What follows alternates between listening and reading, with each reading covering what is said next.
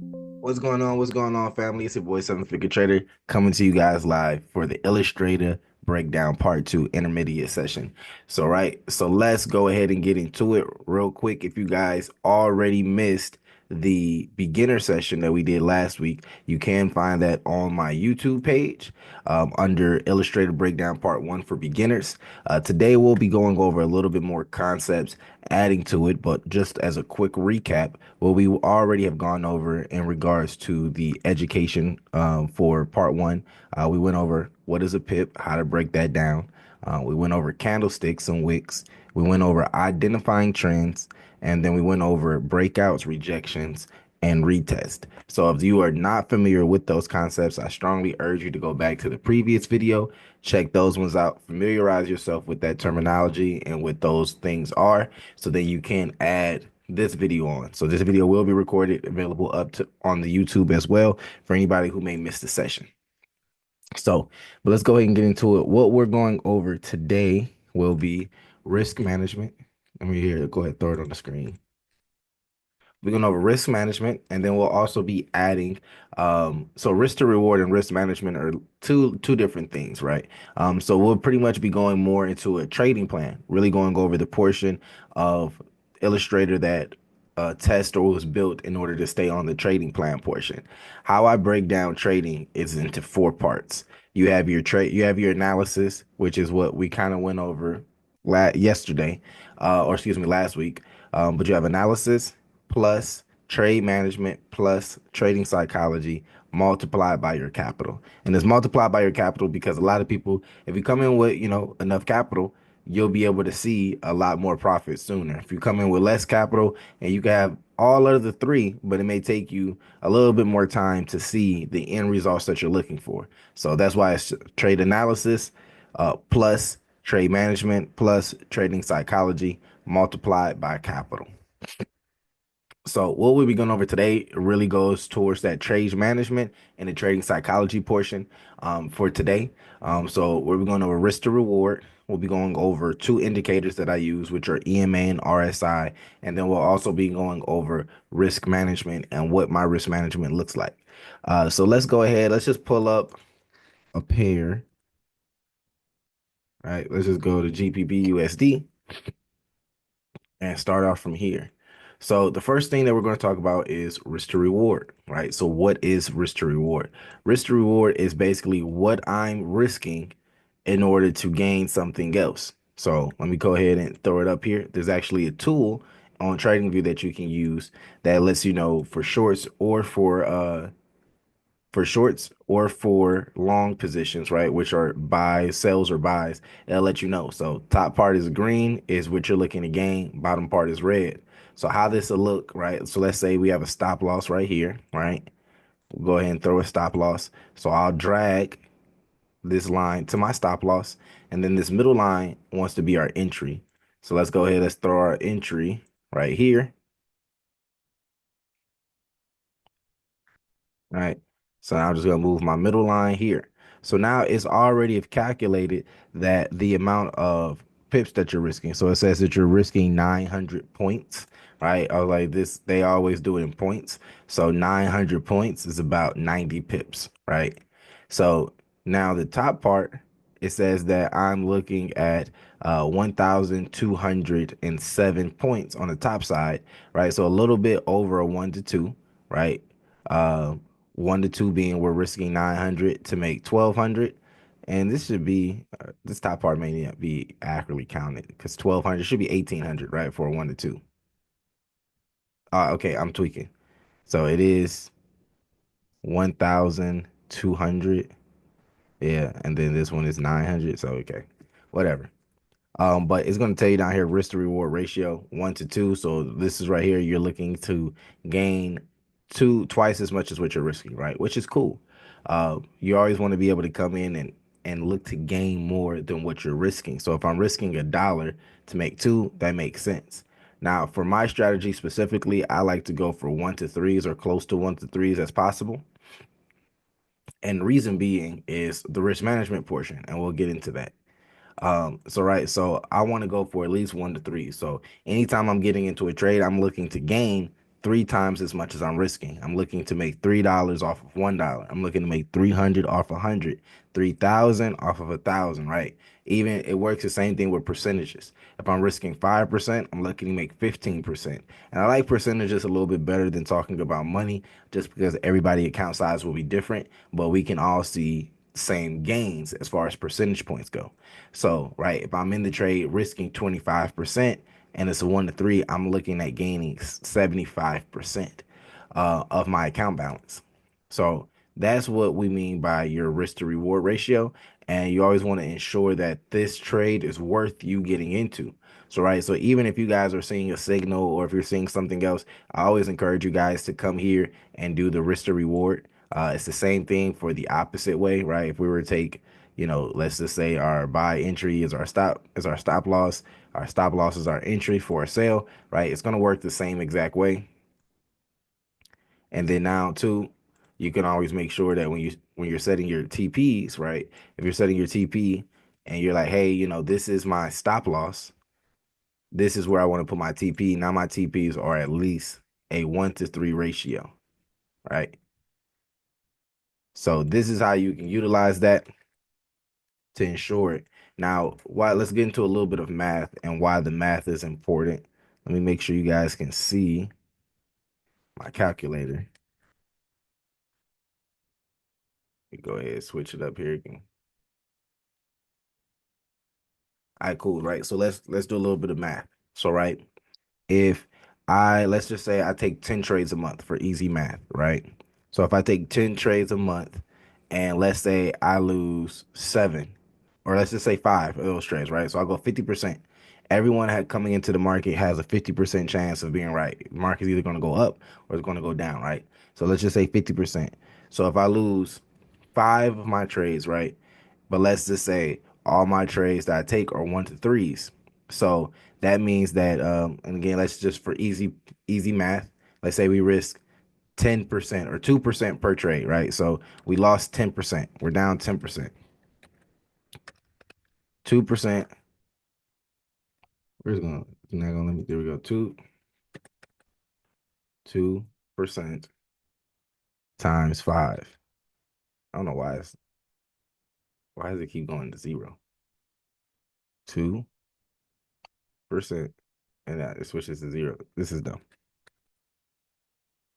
10, right? So we down 10%. So now let's say that we took, again, the other 5 trades we won. So those are 2%, right? But we hit TP. So we understand that we did 1 to 3. So that's going to be 6% times 5, right? Minus the 10 that we lost. We're still profitable 20% on the month at a 50% win rate. But let's go even one step further. So, right. So let's just say we lose 70% of our trades. So we lose 7 trades, right? Times 2%. You're looking at being down 14%. Now we only won 3 trades, right? So we won those 3 trades and we won those at, we were risking 2%. So we still made 6%. So we made 18%. Uh, yeah. So we made 18%. So that 18% minus 14%, right? We're still positive 4% for the month. And that's with a 30% accuracy, right? So if you're taking 1 to 3 trades, even if you lose majority of your trades, you're still going to be profitable as long as you're risking the same amount on each trade, right? So that's the power, and always making sure that you're utilizing a 1 to 3 ratio, because it allows you to not have to be perfect, right? No one is perfect. As I always tell you guys, Steph Curry can be the best shooter in the world, but his shooting percentage is still not 100%. So this is also going to help play into your trading psychology, right? Because you're not going to be bogged down by a loss, because you understand, hey, I only have to be 30% accurate for the month in order to be profitable. And if I'm more than 30% accurate for the month, that just means that I'm going to be extremely profitable for the month. So, right. So, I hope that provides a little bit more confidence for you to say, hey, I only have to win 3 out of 10 trades, 3 out of 10 trades in order to be profitable for the month. And we'll get a little bit more into risk management a little bit later, how that plays out as well, because risk management goes into that as well as to a big part. So, matter of fact, let's just go ahead and do it now, right? So, Part of the risk management, because we're saying TP1 is going to be a 1 to 3. And let's go ahead and mark this back up. Can I bring it back up? Let's see. It's just gonna let me go back. There we go. Yep. So let's go ahead. So we got our 1 to 3 here for our TP1.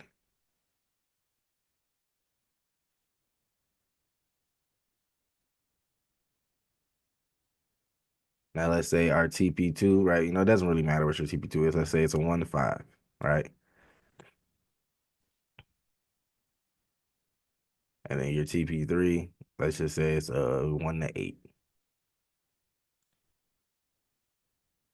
Oops. There we go. Cool, right? So now we have our TPs marked up. So part of the risk management plan is knowing exactly what I want to do in regards to when do I want to move my stop loss into profit? How much do I want to move it into profit by? When do I want to take partials? All of these things. So what I like to do in regards to it is I have certain rules that are in place. So how I manage my trade is when I get to a 1 to 1 ratio, right? So I've gained as much as I'm risked, right? At this point, for me personally, I want to be then move my trade to a break even. All right. So 1 to 1, when I get to my 1 to 1 risk ratio, at that point I want to move to break even. What does break even mean? Break even means that I want to go ahead and move my stop loss up. So me, I like to do percentages. So I'll usually move my stop loss 1% into profit, right? And that's exactly how it'll look. My stop loss is now above my entry. So right, this is a break even trade where I can no longer lose money. Worst case scenario, I'm going to come and I'm not going to lose money. I'm not going to make money. And I do it at 1% because each time you get into a trade, you are charged a fee. So I do, right? If I say I'm breaking even, that means I'm covering that service fee as well that I got into the trade for. If I don't cover the service fee, then it's still going to show up as a loss in my books. But I'll move it, right to break even, right? Or I may move it right under, just depending on the spread. When we're trading crypto and things like that, that has a wider spread, right? The spread on Bitcoin is about 150 pips, right? So I may give myself 150 pip stop loss, right? Below, because I understand that if I come down and the spread is there, right? We may not even come to the entry price, but because of that spread, it could potentially take me out. So I at least want to give myself that additional room to compensate for the spread, right?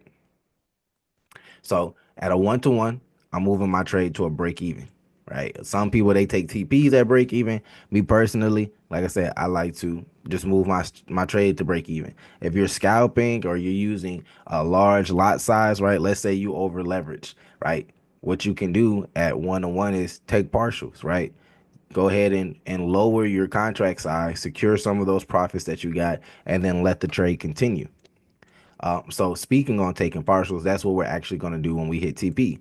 So when we come up here and we hit TP, what I'm going to do is I'm going to take partials on my trade. So if I'm in a contract that is $1 per pip, I'm personally my numbers are 70%. I like to take 70% of that profit, right? So I'm going to close out 70% of that. So then from TP1 to TP2, I'm no longer risking $1 per pip. I'm risking 30 cents per pip from TP1 to TP2. And then I'm also going to move my stop loss further into profit.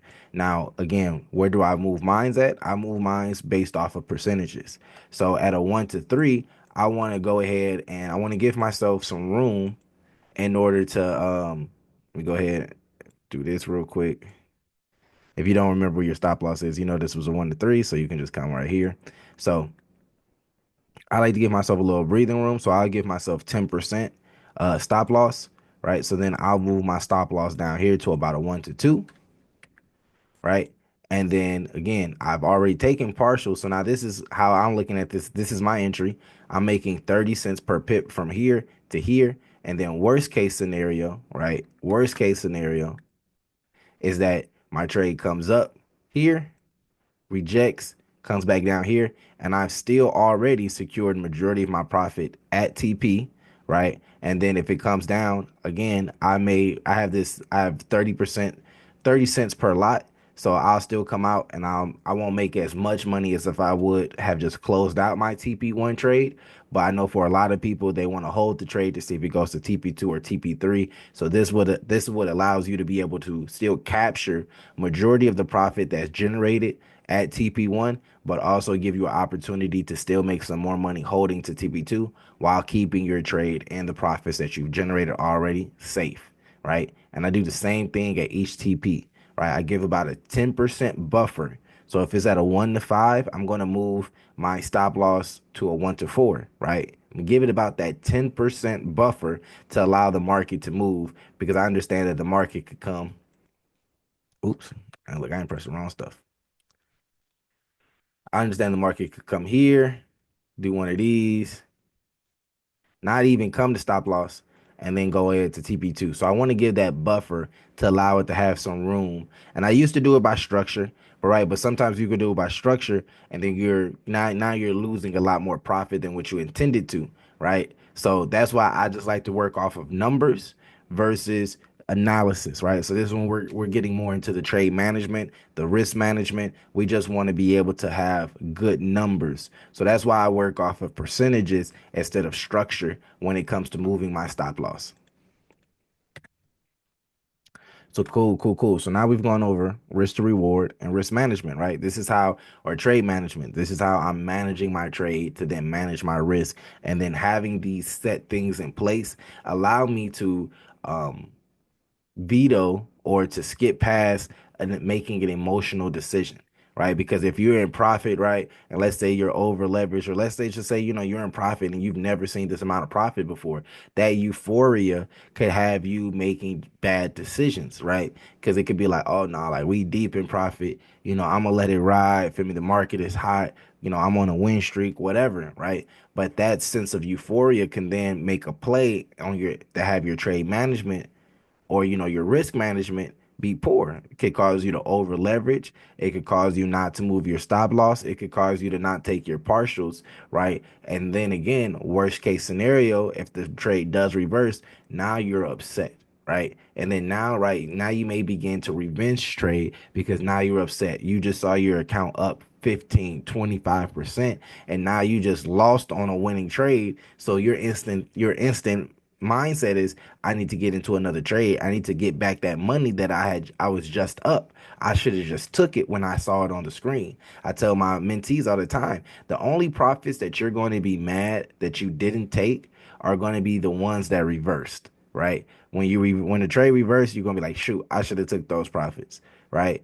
And again, you could be holding out and then hit TP2 and you're like, yo, I'm glad I didn't take partials at TP1.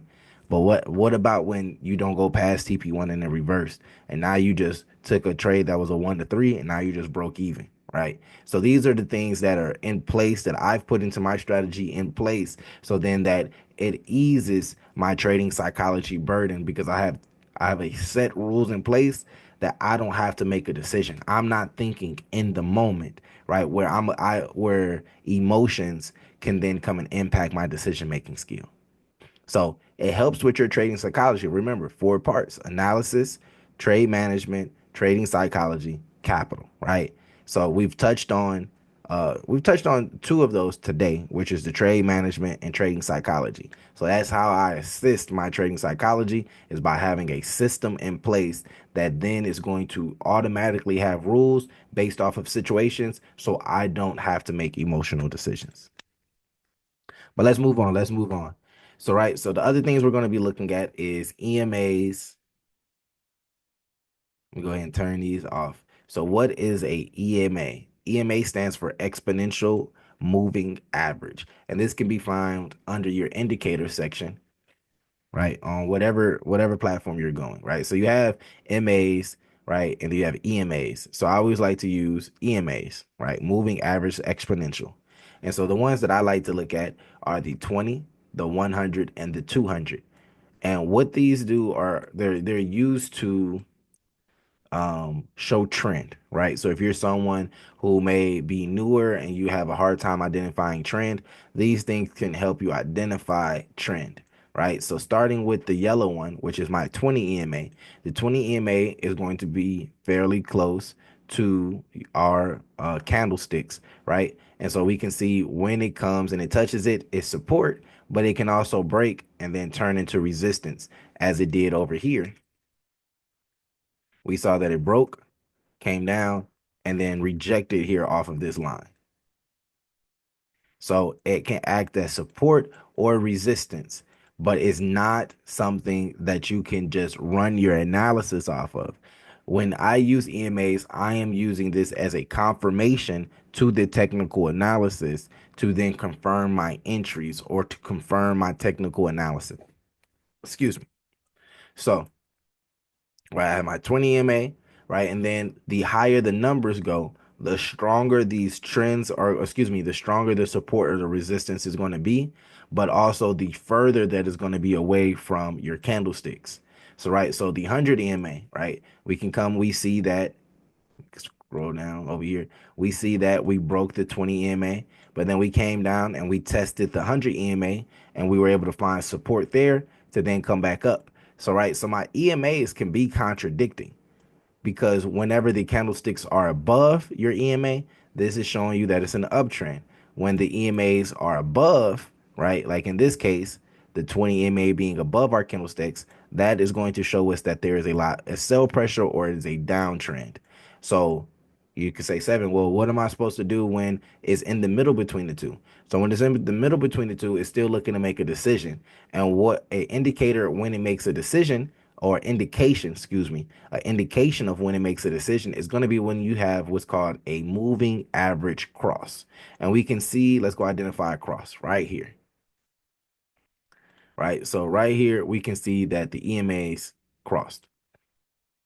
So we see that the EMAs were above, right? Downtrend, downtrend. We broke above here on the 20 EMA, but we're kind of rejecting the 100 EMA. And then we finally get this 20 EMA and 100 EMA cross, right? And then now we're in a uptrend, right? So the cross are indications of a reversal of the trend.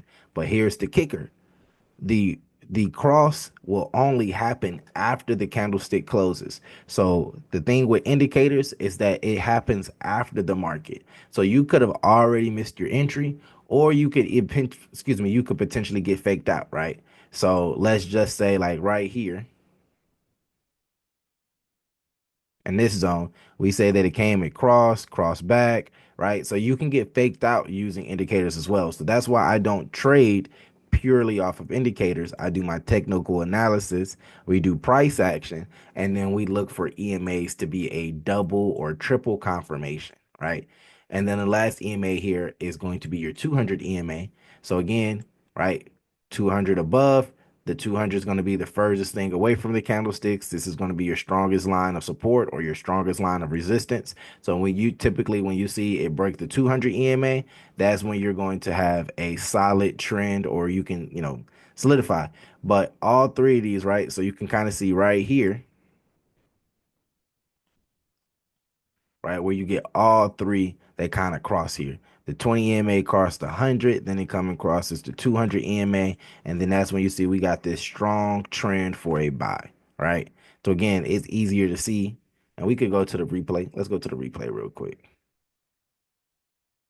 And then I want to come down to a lower time frame. We stay on the 4 hour. But like, all right, so we're seeing this cross here. You see how fast that happened? So we got the cross, but by the time you got the cross, came all the way, you did get a retest, so you could have potentially got it down here. But doing or trading purely off EMAs is not something that I find to be accurate, which is why I don't personally do it, but I will use it as a confirmation. Now, there's another indicator that I use, which is called the stochastic RSI, right? And if we come pull it up, to see what that actually means. RSI is a relative strength index, is what RSI stands for. Relative strength index. And I use the stochastic one. So what does this really mean? So right, so this is an indication of volume or from the volatility. So right, so when we're up above this area, above 80%, this is showing an indication that we are overbought, right? We are overbought, and so we're looking for the momentum to drive a sell down. But it's important to note, look, here, we're overbought and we continue on an uptrend.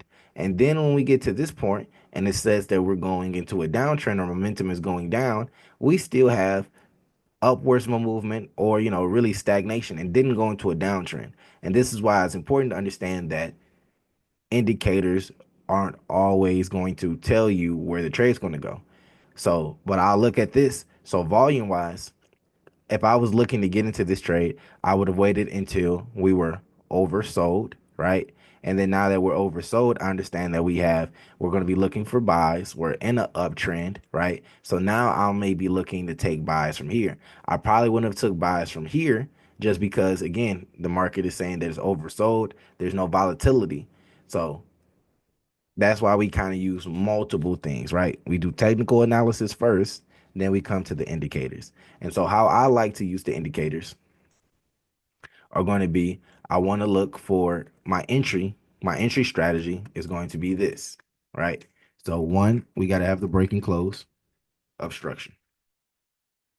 And that's going to be coming from our technical analysis, right? Two, do I have the EMAs in my favor on multiple time frames?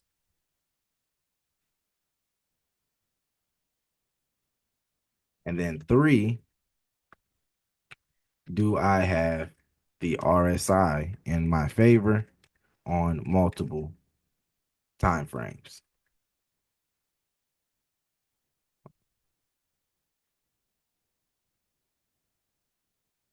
So these are going to be my entry rules that I'm gonna be looking for when I get into a trade.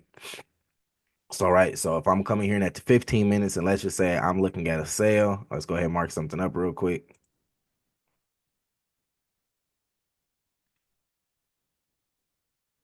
Let's come here, do a sale there, do a real quick markup. Let's say this is our stop loss.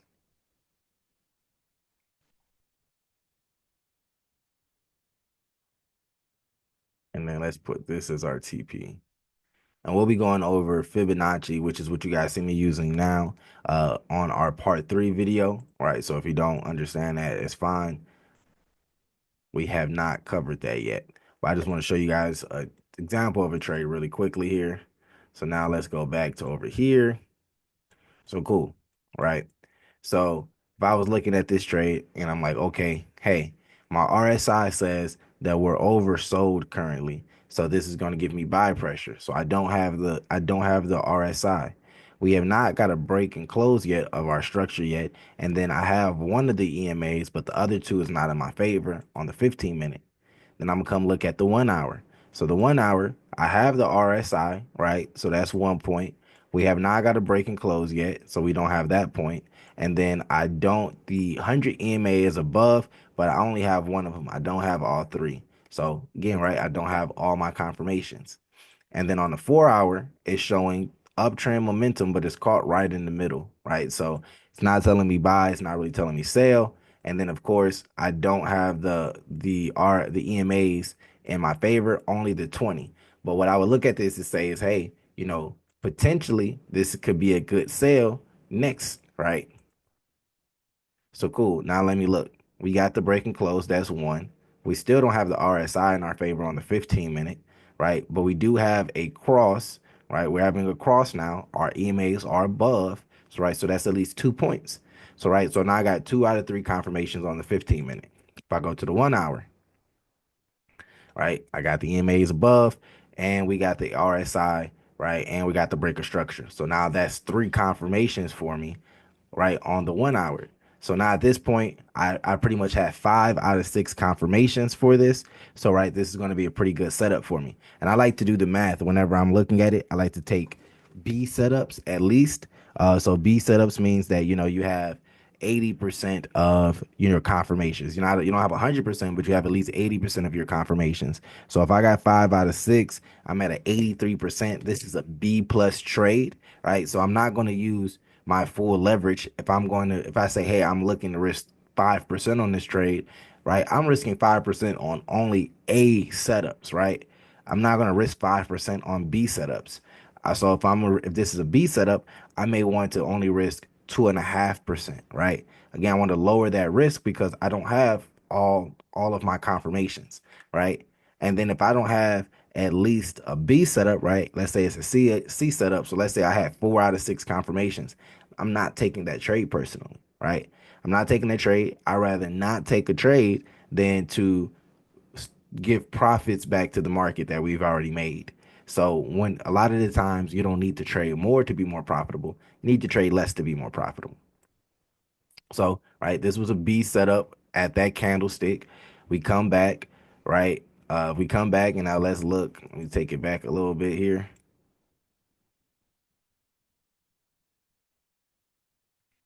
Came broke down. Oop, let me go back one more. So now we've come back, we've retested. So we got that break. We got the MAs. We still don't have the RSI, right? But we got 2 out of 3 here. And then we now here we got the 3 out of 3 on this one. And then it's looking like it's coming up for a cross here, but I wouldn't count that. For for mines, I look at the 3 and 5 minutes for also, so I can go to a smaller time frame. Okay, on the 3 minute, right? If we were trading indices, I'd be looking at the 3 minute. On the 3 minute, oversold.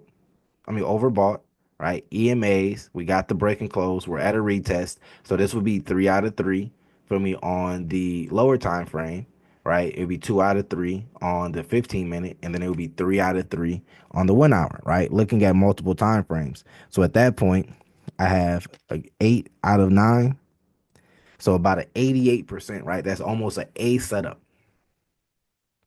right? On the retest. So now at this point, right, if I would have waited, I'm a closer. So now I may risk 4% or that 5% because I'm pretty much almost at an A setup. And then boom, right, we hit TP. So that's how I look at or I utilize my indicators to be able to add confluence or additional confirmations to my setups, right? So I hope that makes sense, right? So I want you guys to couple takeaways, right? I want you guys to take from the session is one, your trade management or your trading plan is going to assist your trading psychology because it's going to remove your need to make decisions in the moment, which can be affected positively or negatively based off of your emotions, right? So risk management or your trading plan plays into your trading psychology. I don't have to be perfect. I can be 30%, right? I can be less than 50% accurate if I'm taking good risk to reward setups. I'm still going to be profitable long term as long as I'm following or as long as I'm using the same risk across all my trades, right? So I only have to be 30% accurate to be profitable. I don't have to be perfect. And indicators are not good for basing trades off of, but I can utilize them to confirm my strategy. All right. So, and then 4, I want you guys to grade your setups. Grade your setups. If your setups are not at least 80%, right? If you're not at least 80% confident in your setups based off your strategy, then we should not be taking the trades. And 80% means that I should be reducing my risk. I only want to use my full risk on a trade, so 90% or better. So right, so those are the couple of things I want you guys to take away from this session in regards to the key takeaways. But I appreciate everyone for hopping on. I'm gonna check the chats real quick. I don't see too much going on in the chats, but if you guys do have any questions, I'll hang around for a couple more moments. If you did miss the beginning part of this session, this will be available on my YouTube. Let me go ahead and drop the YouTube link for you guys.